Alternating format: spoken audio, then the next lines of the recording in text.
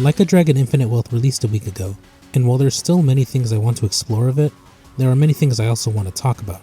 Primarily about how this game evolved from Ichiban's debut entry, Yakuza Like a Dragon. Many improvements that are great, and some that are not so much. But we'll get to that later.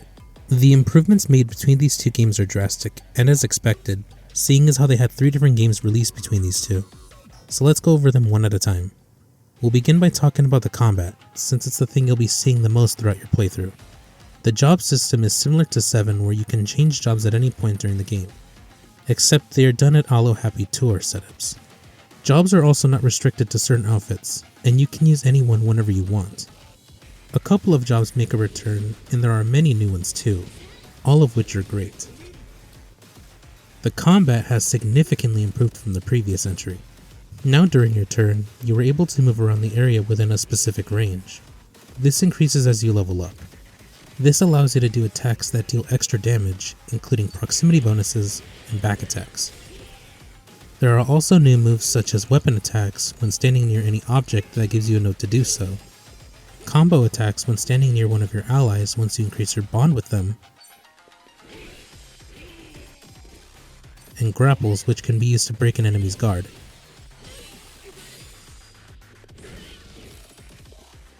You can also knock enemies into each other as well as cars. Allies will do follow-up attacks much more consistently in this game too. While many new moves were added for both new and existing characters, some were also removed. One such example is the unfortunate removal of head trauma. No longer does this overpowered move exist in Hanjungi's moveset, but there is a character that makes up for this. Kiryu, being a newly added playable character, has many new features about his playstyle. Unlike the other characters, Kiryu is able to switch between styles. Thankfully, this doesn't cost a turn like I originally thought it would. And this allows you to set up for different scenarios, depending on whom you are fighting. Dragon style, now being renamed a brawler for some reason, despite it not carrying any attributes from Zero or Kiwami's brawler style, is the all-around style, as expected. You were given a decent range to attack, and also do a decent amount of damage to enemies around your same level. You can also perform heat actions in this style. Here are a few examples.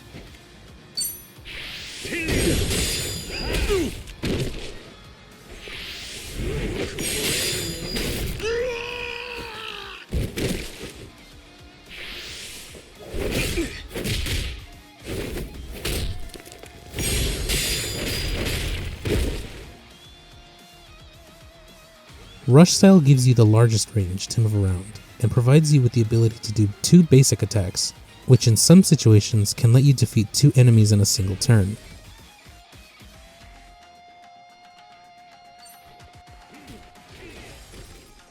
Beast style of course has the shortest range, but does a huge amount of damage.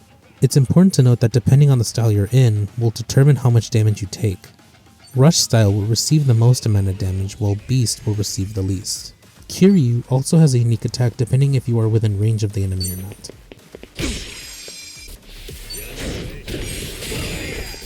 It also changes once he's awakened.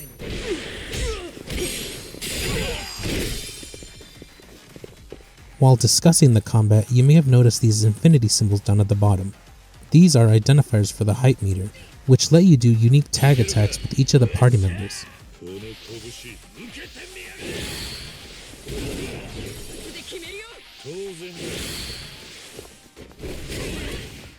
With Ichiban, when all height meters are maxed out, you can do the ultimate tag team move, where all the currently active party members will attack the enemies all at once. This is much different than the one we see in 7, where in 7 they attack a single target, they will attack everyone you are currently up against. While it isn't as cinematic as the previous one, you can't deny that the characters walking away after destroying everyone is pretty damn cool. Kiryu on the other hand would rather do things personally. When his meter is filled up, he is able to use Dragon's Resurgence, which allows you to break out of turn-based combat and let you beat everyone to death, as they are helpless and can't do anything but accept it and take every hit.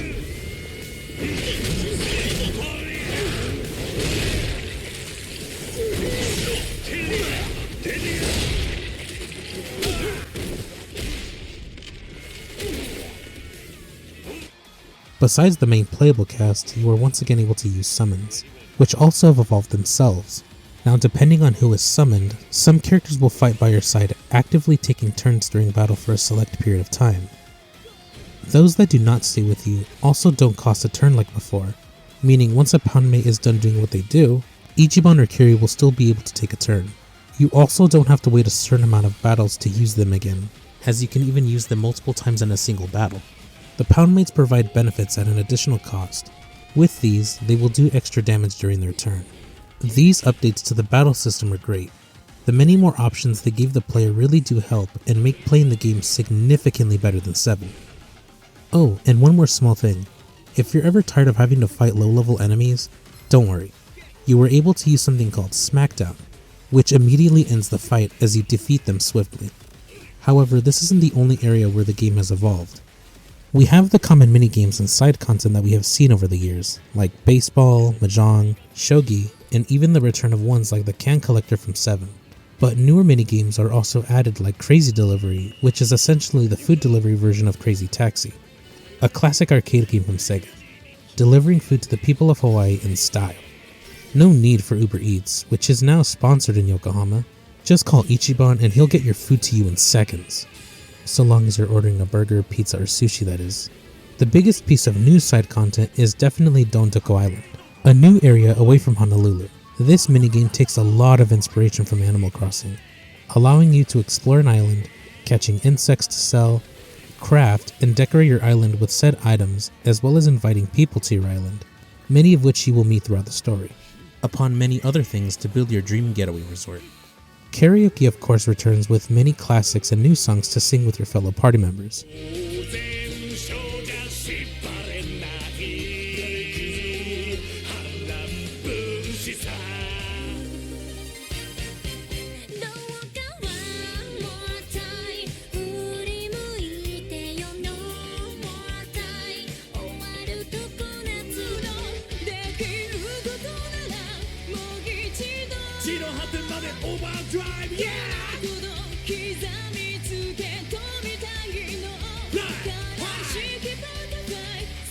Getting tired of the music that plays in the dungeons? Especially now that they brought the classic song back? It's all good, because they added a media player that plays tracks from classic games, something that was in Zero exclusive to the Japanese PS3 version.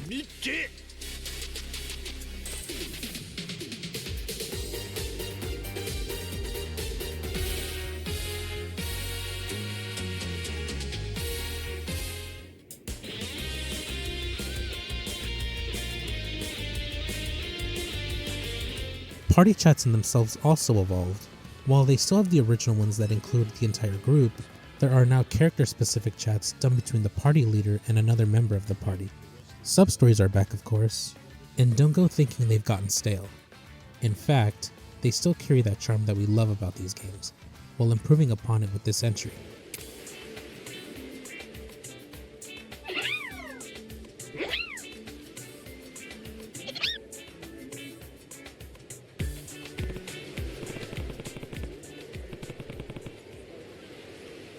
Nah.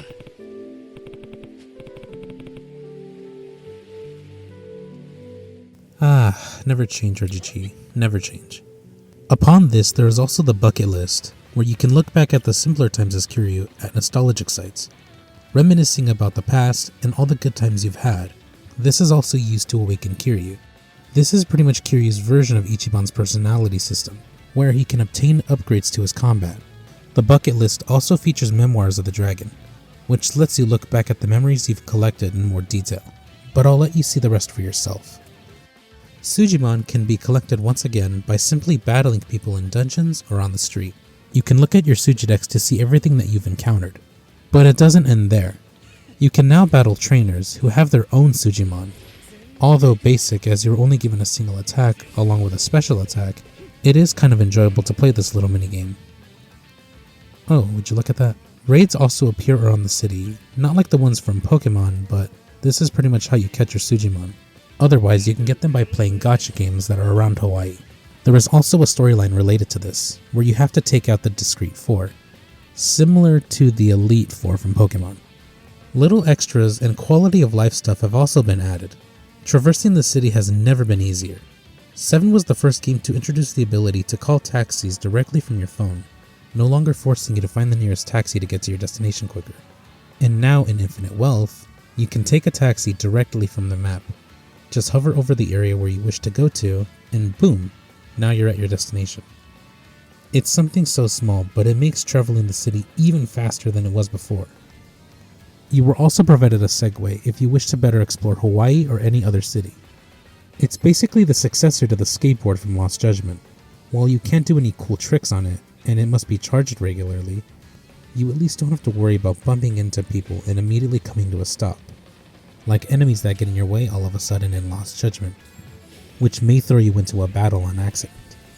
It's a great addition, honestly, and even better than the skateboard in my opinion. The cities were updated to add some things that weren't there in the previous entry, like Seiryu High from Lost Judgment, which before in 7 was just some generic building. Now, while the game adds a lot of new features, it also took one away, and not only that, but locked it behind a paywall. Most of you already know, but for those who don't, Like a Dragon Infinite Wealth removed New Game Plus, which was a standard feature included in every version of the game at release. Unfortunately, Sega made the decision to remove it from the standard edition, and you must pay for it separately or buy the deluxe edition to get access to it. This isn't even the first time they did this, as it was also done with 7, but only for Japan. The international release thankfully wasn't subject to this, but it is still upsetting to know that this wasn't lifted for Japan even after the international release. Many people have discussed this before, so much so that even articles are starting to talk about it. This has affected the game so much that people are even refusing to buy it as a result, to not support Sega's bad decision. Let's hope that this message has an effect and actually gets to them before they decide to make other common features paid DLC, because I really don't want one of my favorite game franchises to go down this path due to some company greed. But let's not stay negative here. Besides this issue, there is still an amazing game to be played, and one that I'd highly recommend to casual players and veterans. The improvements made are significant, so much so that going back to play 7, which I did for a comparison, feels so weird to say the least. I found myself accidentally doing things that I got used to in 8, like calling a taxi from the map.